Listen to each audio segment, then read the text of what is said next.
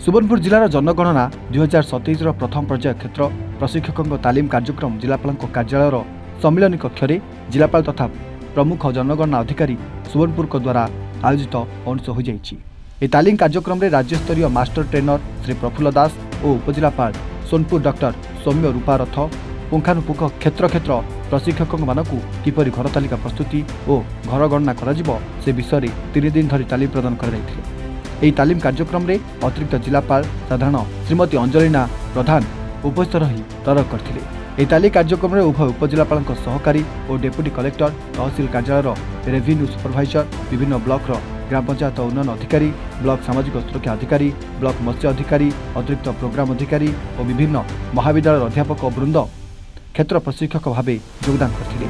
आज शेष दिन में समापन समय विभिन्न संवादपत्र गुड़िकर सांबादिक और वैयक्तिक गणमाध्यम प्रतिनिधि मैंने योगदान करते। जातीय जनगणना कार्यक्रम 2027 बर्तमान आरंभ होगा जाउछि। एटा दुईटी फेज रे हबो। प्रथम फेज रे गृह गणना एवं द्वितीय फेज रे जनगणना हेबो। तो गृह गणना हमर आरंभ होगा जाउछि एप्रिल 16 तारिख रु मे 15 तारिख पर्यंत हबो। तेणुकर ता भितर पुणी तार पूर्वर आमे एप्रिल 1 रु एप्रिल 15 पर्यंत स्वगणना कार्यक्रम हम।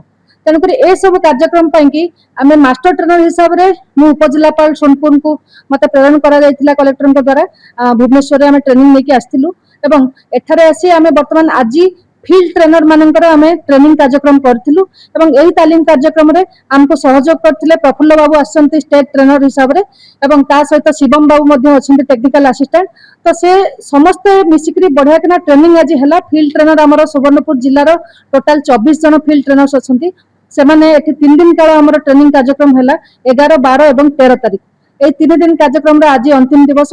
आज अंतिम दिवस रे समस्त बहुत सुंदर भाव में पार्टिसिपेट करबा सहित आमे तांको क्षेत्र परिदर्शन पई मध्ये नैथिलु एवं गृह गणना से माने प्रैक्टिकली करथिले। ए कलेक्टरेट सामने जो कॉलोनी अछि सेठी मध्ये से माने करथिले एवं ए ट्रेनिंग रो शेष पर्याय रे तांको समस्त को आमे गोटे क्वेश्चनर देथिलु। से माने परीक्षा करा जायतला एवं परीक्षा रे समस्त प्राय कृतकार्य हेचंती। तापर तांको सर्टिफिकेट मध्ये प्रदान करा जायछि। ए सब परे प्रत्येक ब्लॉक रे कार्यक्रम हो आज्ञा यही सब परे वर्तमान फील्ड ट्रेनर माने जेतु ट्रेंड हे गेले वर्तमान 3 दिन प्रोग्राम रे से माने वर्तमान जो गणनाकारी अछंती हमरो जो माने एनुमरेटर एवं सुपरवाइजर तांकु से माने चार्ज लेवल रे ट्रेनिंग देबे। प्रत्येक चार्ज लेवल प्रत्येक तहसील को गोटे गोटे चार्ज करा जायछि एवं आ गोटे हमरो जो एमएससी गुडी को अछि से गुडी को मध्ये गोटे गोटे चार्ज लेवल। तांको से सब चार्ज लेवल रे एई ट्रेनर माने जाय कि ट्रेनिंग देबे समस्त एनुमरेटर एवं हमर सुपरवाइजर माननको। एनुमरेटर हमर टोटल अछंती हमर 1569 जन एनुमरेटर अछंती एवं 269 जन हमर सुपरवाइजर अछंती।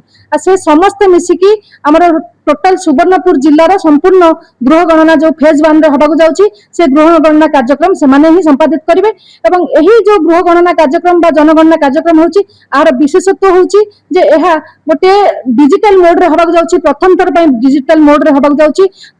केवल मोबाइल माध्यम रे 34 टी क्वेश्चन पत्रा जिवो एवं सेही 34 टी क्वेश्चन रो उत्तर से माने मोबाइल रे ही रेकॉर्डिंग करिवे। एवं आउ गोटे विशेषत्व होची जे जाति गणना एटा प्रथम थर हबाकू जाउची। तेन करी एहा गोटे विशेष जनगणना कार्यक्रम बोली मु कहबी जहा कि 16 वर्ष परे होची एवं आम देशर 16तम जनगणना कार्यक्रम। ऑनलाइन हबो कि ऑफलाइन हबो? एटा ऑनलाइन रे हबो। एटा केवल डिजिटल मोड रे हबाकू जाउची। तेन करी मु समस्त सुवर्णपुर वासी को समस्त को आह्वान करची जे एई प्रकार ए जो हमर जनगणना कार्यक्रम हबो एतरे समस्त सहयोग करंतु एवं आगु को आसी निजर तथ्य निजर डाटा समस्त हमर गणना को प्रदान करंतु एवं एई जनगणना कार्यक्रम रे समस्त सहयोग करंतु। धन्यवाद। सुवर्णपुर जिला देवानंद मेडली को रिपोर्ट एवं ओडिशा।